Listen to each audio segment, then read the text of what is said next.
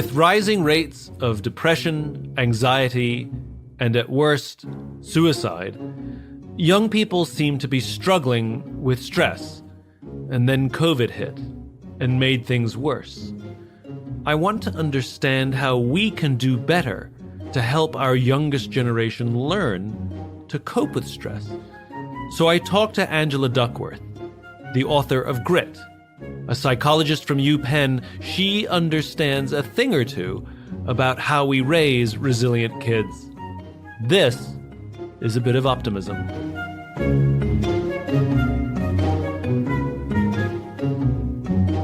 Angela, I make this grand assertion, and I would love to get your reaction to it. Okay. Which is the younger generations of today, not everyone, but on balance, seem to lack the skills required for coping with stress later in life. And that is manifesting as they get older in the obvious higher rates of depression and anxiety, in the worst cases, suicide. But also we see it in the workplace where they may be quitting jobs very quickly or unable to express stress healthily from work or in relationships, etc. I think I've actually watched you hold forth on the subject of millennials. So this is the generational argument. You're not just saying that, young people in general are not growing up to have, some kind of grit, in the face of adversity. You are saying that young people these days, let me give you some of my thoughts as to where the skill sets are coming from, and then you can debate it with me. So, for example, there's the obvious one, which is over access to social media and cell phones, which release dopamine, and the addiction looks very much like gambling. So when they are in times of stress, instead of turning to a person, they can turn to a device. Right. So much like an alcoholic, to ease the pain, you can get the hits of dopamine. Effortless, easily accessible, and immediately relieving fix, which gets you in trouble in the long run, or doesn't get you out of trouble anyway. Yeah. Mm-hmm. Another one might be, because of the broadcast nature of the world we live in, that when stress happens, a mistaking for vulnerability and broadcast, meaning, and Brené Brown talks about this, which is, going on YouTube and saying how you feel and expressing all the feels while sitting by yourself looking at a camera is not vulnerability, and is much easier than going to a friend and saying, I'm in pain and I need help. So there's this like ersatz vulnerability that you think. And the other one, which has also been written down, I think Jonathan Haidt has been talking about this, which is the generation of parents that lived through September 11th, who later had kids for very good reason, fear being a motivator, very, very overprotective of their kids, very over-coddled. Interesting. And so, for example, it's because of 9/11. Well, this is the this is one of the theories, but and so I would find that hard to believe. Well, I think I don't think it's just 9/11. They also grew up in a world where layoffs became a thing, and they watched their parents get laid off through no fault of their own. I would say, as a behavioral scientist, the jury, to me, is still out, only because smart people I admire on both sides have disagreements about how to interpret the data. But I will say this, it's hard to believe that there aren't some generational differences. How could there not be, right? Many of our grandparents who grew up during the Second World War or the Great Depression, for the rest of their lives, reused every jam jar and saved every piece of tinfoil. Well, that's because they grew up during the Second World War and the Depression. There's nothing wrong with them. It's because their worldview was formed by their childhood experience, which means everybody's worldview will be formed in some way, shape, or form by common or shared childhood experience. I think that is a very good argument, even on first principles without a shred of data. It's how could you not be influenced by, your cultural milieu? And it's clear culture must shift and historical events must have something. And by the way, there is some data from economists who do things like go back to the Great Depression and look at, savings rates and there is evidence not only that your outlook can be shaped, but also that it can have lifelong effects. Growing up through the Depression actually can make you more frugal and miserly for the rest of your life. Yeah. Okay. So let's assume that your proposition is true, that there are some generational. I will just also say though, before I concede the point entirely, that when we look at a 20-year-old, just so you know, I'm not trying to win here. I'm trying to gain insight from the great Angela Duckworth to help me understand the problem that I'm grappling with. I just want to say the following, because I think all behavioral scientists would agree with me on this one, which is that in addition to generational differences, like I grew up in the 70s, how about you? There are also differences between older and younger people that have nothing to do with your generation, for right? Sure. And so, right, like the maturation of the prefrontal cortex during adolescence and like hormones, and that just makes it very hard to kind of disentangle, like, are you a millennial or are you just young, right? Or are you Gen Y? Okay, so with that, all that said, let's assume that you're right, that this generation is more fragile. Or I'll put it in your terms, which is for cultural reasons, lack grit. Yeah, I was going to say the G word, but okay, fine. You used it. So let's assume that the current generation is less gritty, which is an interesting proposition. Then the question would be like, why might they be? Mm-hmm. And you thought like what technology in its various forms, immediate gratification. You really think that like young people are socially impaired in some reasonably profound way, right? Well, like not all of them, but like I said, there's a significant number because of various reasons of which we've illustrated some have unfortunately not learned, I would call necessary life skills. You know, I'd say the necessary life skills. They've been enabled to just perpetuate a kind of childhood or adolescence. Right. So that when they get into the real world, you know, and we hear stories like this. We go back to the overcoddled. You know, it's one thing for a parent to call and say, "Why didn't my kid get an A or get into the honors class?" But you know, the stories abound of parents calling, you know, their kids 27, 28, 29 years old. Why didn't my kid get the promotion? You know, why didn't Oh yeah. Oh, I hadn't heard that. Why didn't that is or rich. calling up? Why didn't my kid get the job? Wow. Yeah, and at some point, you're not helping your kid. I know you're doing it out of love. I get it. And the school admission scandal, I think, is an extreme example where you're really not helping your kid. Well, like beyond the ethics, which of course is the first and most important thing. It's like, what the hell are you doing? Right. Like you're actually hurting your kid's ability to thrive in life. Right. Because you have like robbed them of the chance to be independent. Right. And setbacks are not always a bad thing. If you take, and I know the way you talk about grit, which is long-term, you know, if you take an infinite mindset, which is none of these things is permanent, but all of these things have impact. Yes. Okay. So, and I, by the way, have an 18-year-old and a 19-year-old named Lucy and Amanda, and I am way too busy to be the sort of parent who's caught. I'm like, are you kidding? Have you seen my to-do list? I'm definitely of the sort of like, hey, what grade are you in type parent.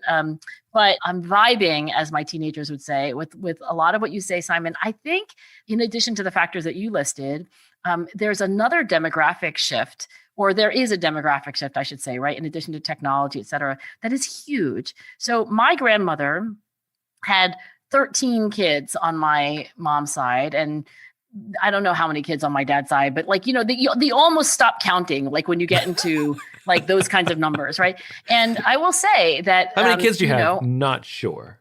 Yeah, exactly. Double digits, but I haven't counted recently. Right. So like lots of kids, right? And if you look at the grand sweep of human history, if people had more kids, of course, fewer of them survived. Right. But actually, I think that demographic shift is very important because when you are a parent of one child, which is very typical, every bit of your attention is focused on this one kid. I guess Gary Becker, the Nobel laureate in economics, would say that like the rational thing to do when you have one or two kids is to invest enormously in them and to actually be relatively risk averse because like, hey, kind of all your eggs are in one basket, so to speak. But there's a difference between giving a kid attention and showing them that they're loved, which is really important, versus letting them scrape their knees now and then and not intervening in every altercation or every bit of tension that they experience growing up. I'm with you, Simon. I'm just trying to say that like there could be some unconscious mechanisms by which people are being a lot more careful and a lot more tender than they were, in part because of that's the overcoddled argument. Yeah, that could be one reason why we're coddling. But my point is that because if you look at the state of our country now, you know, with a complete incapacity to listen on either side to somebody who disagrees with your holds, like show me the empathy. You know, like I think the empathy is more, it's a little more self-congratulatory. Like, look how much I care, but I don't care about what you care about. And I think there's a lot of virtue signaling, which is going on, which is also extremely annoying to me. Like, I would rather you go and tutor someone or like work on a political campaign or whatever, and not just constantly tweet about your outrage over X, Y, or Z. So it's like Instagramming Happy Father's Day and with a little picture of you on your dad's knee, you know, from when you were a little kid, except your dad's not on Instagram. I'm not sure what that does, but maybe you should call your dad. And maybe you don't have to broadcast Happy Father's Day because your dad's not on Instagram. Yeah, there's like an exhibitionist feel to all of this. So I agree. Maybe not as loudly or as energetically, but I lament some of these things. And I think to your point about like the fragility, I mean, look, when my daughters were younger and they were joining soccer leagues and running in track meets and bringing home homework, I mean, it was kind of like almost New Yorker level funny to me that they would get eighth place ribbons in track meets that only had 8 people in them. Do you really need a pink? But actually they had a pretty good sense of humor. So we would all have a good laugh about it. Like, you know, soccer games where you can't keep score. Yeah, you had a sense of humor about it because the data bears this out, that the kids who get medals for coming in last, it doesn't actually make them feel better. It actually makes them feel worse because they know they don't deserve it. Ah, interesting. So it's a double whammy. The double whammy. And the kids who actually worked hard for their medal, it devalues their effort. So it's lose-lose. It's lose-lose all around, right? Well, when I was a young mom, I read this book that I loved, not by a scientist, but by, I think, a former rabbi named Wendy Mogul. Did you ever read the book, The Blessings of a Skinned Knee? I like the title, though. I was like, it's so Simon Sinek. You would love this book. Love the title. And she's also a mom. So Wendy Mogul wrote this book about how when a kid grows up, there's a reason why we have all these scars on our knees. It's like you have to learn to get up and you have to learn it's okay. And you cry a little bit and you like, turns out your cheeks are waterproof. And I remember there was a part in the book where she was saying, if your kid is of a certain age and cannot make their own toast, you should run, not walk to the kitchen to show them like they have to be independent. And very recently, I was interviewing Esther Wojcicki. She is, of course, an amazing woman in her own right. However, she's also an amazing mom. So she had 3 daughters. One of them runs YouTube. One of them started and runs 23andMe.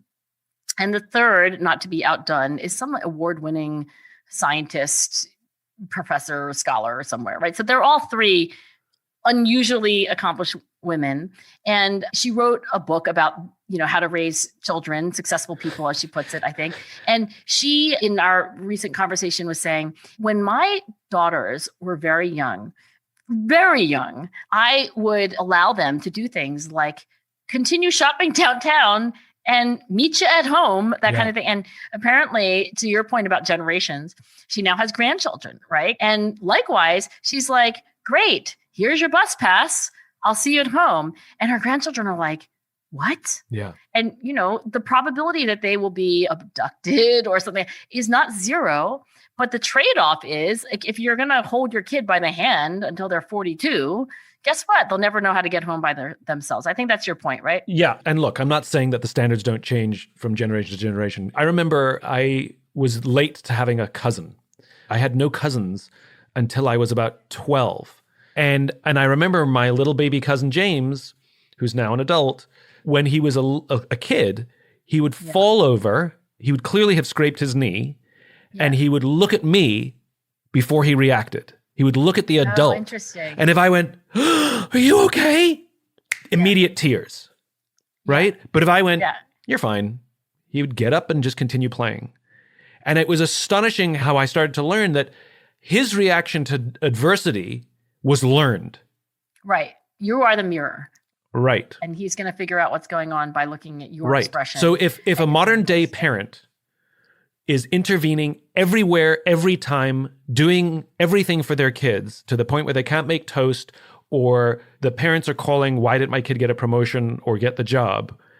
Then that learned behavior, my fear is, as stress becomes, I mean, we have the stress of COVID, we have the stress of loss of relationships, we have the stress of bad jobs, and your parents really can't be there every day anymore, and you kind of are out on your own because it's called life. Yeah. My fear is that anxiety and depression can become crippling, and the ability to form, and I've heard this when I've talked to young people, they have said to me, these are their words, that they struggle to form deep, meaningful relationships. They will concede that they wouldn't be surprised if their friends canceled on them because they got a better offer for different plans. And even though they may love the company of their friends and have fun with their friends, in a dark time, they wouldn't call their friends. Oh, interesting. They have not learned how to do that. Right. Actually, there's a new research study. I don't think you've read it yet because it just came out. And the researcher is this young Yale professor named Julia Leonard. And she had this experiment where little kids, right, like preschool age, are doing hard things like puzzles and so forth. And the question is, what is the effect of an adult who takes over for you? And what she finds in a series of studies is that taking over, bad, right? Kids don't learn to struggle. And, just to link this up with other science, you cannot learn things without struggle. It is part and parcel of learning to be confused and to have things not make sense and to be clumsy and awkward. And so I do think we're robbing kids of the struggle and the strength that comes from struggle if we are taking over for them. Two thoughts come to mind as you're sharing that. I knew this young leader for an organization and read all of the books and watched all the TED Talks and really wanted to be a good leader. She had a couple of direct reports, so she had a small team. And as the day progressed, she didn't want her team to work late because she understood work-life balance. And so she would send them home at a reasonable hour and she would stay at work till 11 o'clock at night, finishing all the work. Yeah. And what ended up happening, this would happen regularly.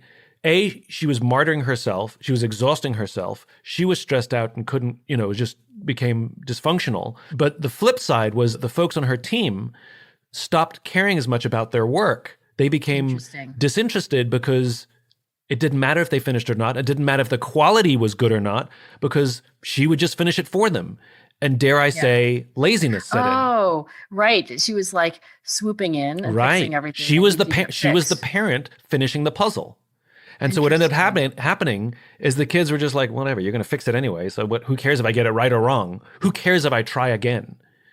So I hire a lot of 22-year-olds who are doing essentially a 2-year fellowship with me, right? But they're staff of the University of Pennsylvania, and therefore I must adhere to the human resources guidelines and rules about how many hours they're allowed to work, overtime, et cetera. And this is what I say to them at the very, very beginning, like day one. I say, now I'm going to tell you two things that completely contradict each other. Number one, I cannot ask you to work evenings or weekends or to spend more than the required work week to do your job. I cannot do that legally. It's also arguably, you could say, like unethical, like that's the first thing I'm going to say. So I will not actually ask you to answer emails in the evening or work on weekends or do anything actually that you don't want to do within the kind of 9 to 5 boundaries of this job. Number two, you will never, ever make it in academia if you do that. Yeah. So you should just know that I don't start working at 9, stop working at 5, not think about my work on the weekends, not answer emails in the evening. Like, there's no way you will get into a PhD program, make it through a PhD program, or get a job in academia if you do number one. So there are your two mutually contradictory things that I need to tell you as you begin this position. At the end of those 2 years, I'm always right that the students who are on track to get into a top program and to have an actual career are the ones who electively chose to do what I do, which is to allow their work to become a passion for them and to not think of it as like, okay, well, it's time for me to sign off. And also I don't care about quality, to your point. The nuance here, which is worth pointing out, is it's a choice. And the choice has to be made for the right reasons, which is I don't like working hard on things that I don't want to do. If it's something that in some way, shape, or form contributes to the greater good, to my vision of the world, then I find myself working odd hours or odd times or, giving up a weekend, but it doesn't feel like work because I really, really want to do it. It might be hard, it might be stressful, but I want to do it, not that I feel that I have to do it. I think I'm going to add your postscript to my little speech. I think that's the resolution of 1 and 2. But what's your advice to young adults who don't know how to get to that kind of voluntary obsession that you and I probably both embody and also recommend? Like, what do you say to the many, many, many young people who say, well, that sounds great. How do I get there? I'm like the opposite right now. I don't have any strong interests. So my advice is to help someone who's struggling with the same thing. Oh, interesting. Say more about that. We're social animals and we need each other, which is why these skills are so necessary, because loneliness is devastating to a human being. Like other social animals, like a gazelle, gazelles they live together. And if you are sick or old, you get pushed to the edge of the herd so that the lion will eat you, because the survival of the herd is not going to do really well if the lions keep eating the young and the fit. So they organically push the old and the sick to the edges. And for human beings, it's the same, which is when we're ostracized or left alone, the feeling is we're being put out to die. Right, and that's why we have such a strong need for belonging and acceptance. Such a strong need for belonging. And sometimes, we find ourselves belonging to groups that are really unhealthy, terrorist organizations, extremist organizations, gangs.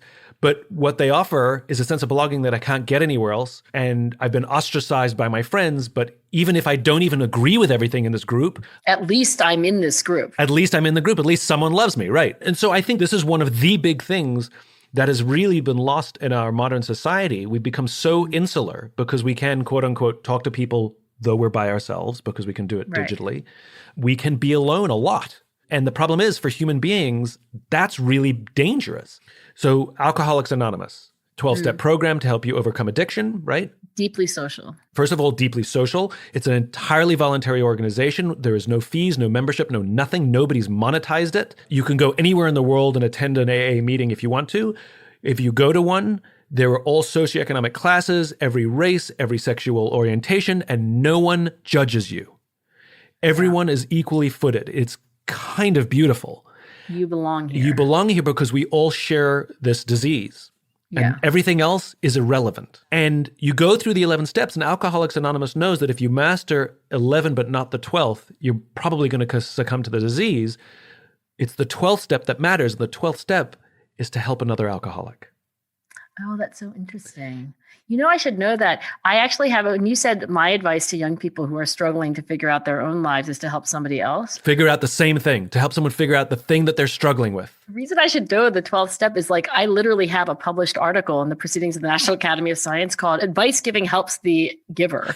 So we did a random assignment. So I should know about the AA thing. I didn't know that. So the study that we did was a study where we randomized high school students into two conditions, right? There was a control condition, and then there was a treatment condition. The treatment condition was a very brief intervention, and it was just this. We said, we would love you to help students who are just like you, maybe a little bit younger. So we're going to ask you some questions and you're going to answer them. And whatever you tell us, we're going to relay that on to other students so they can maybe do better than you would have done if you had had your wisdom that you have now. So half these questions were multiple choice ones, like, where would you study? Do you think you'd study in your bedroom, in your kitchen? I mean, it didn't really matter what the questions like. Which of the following do you think would be more motivating to remember, like if you're procrastinating on your homework? And then there were some open-ended text box questions also. The whole thing took less than a class period. Honestly, it took less than half of a class period. It was really short. So we follow these kids up. The next marking period, we have their official report card grades. And in this research experiment that was highly controlled, we found that giving advice to other students, not being told anything yourself, but giving advice to other students actually improved your own outcomes. And so I agree with you that our deeply social nature, our desire not only to fit in, I think there's a need for, as the psychologist Aryeh Kublansky would put it, a need for significance, right? A better thing than getting somebody a glass of milk and a cookie is to allow them to get you a glass of milk and a cookie. Honestly, that will make them feel better than you being good to them being good to you. So I think there's something very deep there. And all of those examples that I gave at the beginning, all in some way, shape, or form, instigate or exaggerate that. So what's the shakiest leg on the stool of this argument? What makes you doubt this technology is getting in the way, and now we have this coddled generation? Do you have any doubts about any of this? Or are you more just interested in figuring out what to do about it? I have zero doubt.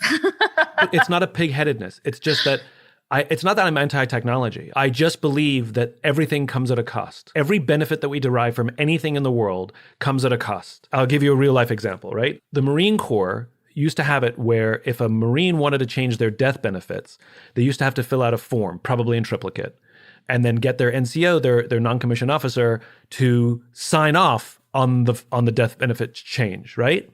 Mm-hmm. And so if the NCO looked down on your form and saw that you're taking your mother off your death benefits, they're going to look at you and say, what's going on? Yeah. But in the name of reducing red tape and cutting costs, that system was digitized, where now a Marine need only log on to the intranet and they can change their death benefits and it's all done without talking to anybody. Without even right. anyone really seeing it, as it were. Exactly.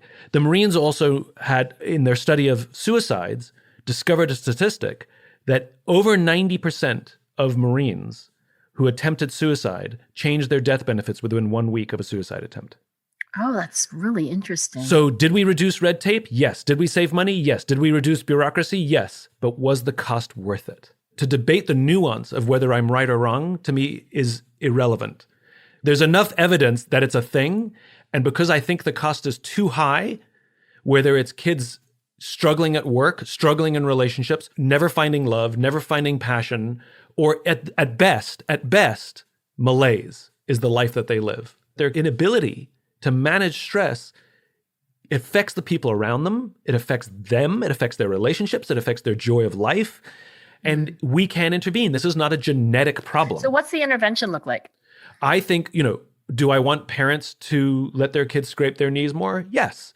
Do I know that it's really hard to do? I have a niece and a nephew, and I'm pretty overprotective of them too. Yeah, I get it. It's really hard. But there are little ways that we can do it. And I think your way, letting them, when they say, help me do the puzzle, and you go, no, you do the puzzle. But you've done a longitudinal study, right?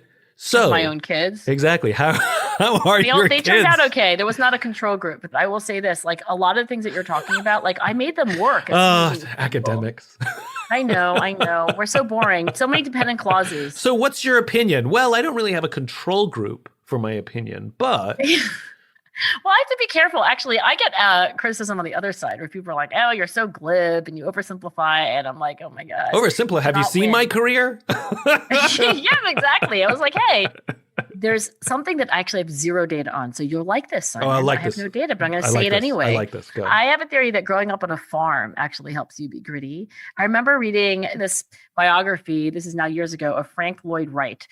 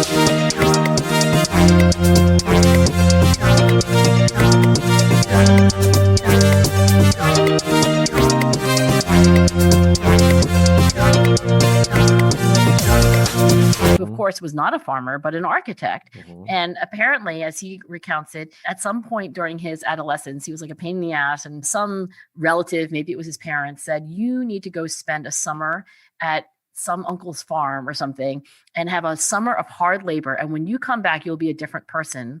And he went and he said he had never worked that hard. And there is a kind of necessity of being on a farm. This animal is going to die. You have to take care of the problem. Or like, this doesn't work. You have to solve it. And you don't have all the parts and you can't get it from Amazon Prime or whatever. You just have to solve the problem.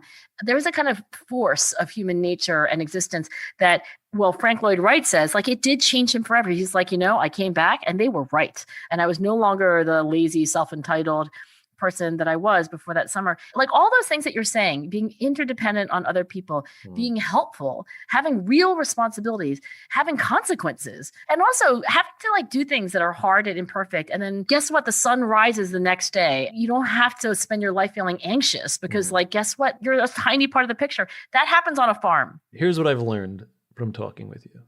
There are cultural considerations that exaggerate or inhibit grit in someone. And to ignore surroundings And look, you cannot ignore that there are generational differences because we grow up differently. You know, as we talked about, you grew up during the Second World War and the Great Depression. You have a different way of living life. Or you grow up like with, immigrant parents like mine. Or you grew up with immigrant parents, right? It can be macro or micro, for sure. And I'm also recognizing that when you ask, how do we solve this? Which is to put people in situations where they have to help others, where we teach service, whether it's at work or at school, and they have a responsibility not to a job and not to a number, but they have a responsibility to another human being to help them solve a problem that they may be struggling with themselves. And to learn that I cannot put myself first all the time is actually a very grit building skill. Though I may not be able to quote unquote teach you grit, I can teach you how to look after another person. Can I just say how nice it was to talk to you? I feel very invigorated and reinforced that really the only option we have to get through this really difficult thing called life is with each other. And the skill to ask for help. And the skill to give help. And the skill to give help are probably the two most important things that we either aren't learning as much as kids anymore, and we're definitely not learning at school or at work. I agree. Maybe we'll have another conversation sometime. Yeah. Thanks, Angela. Thank you.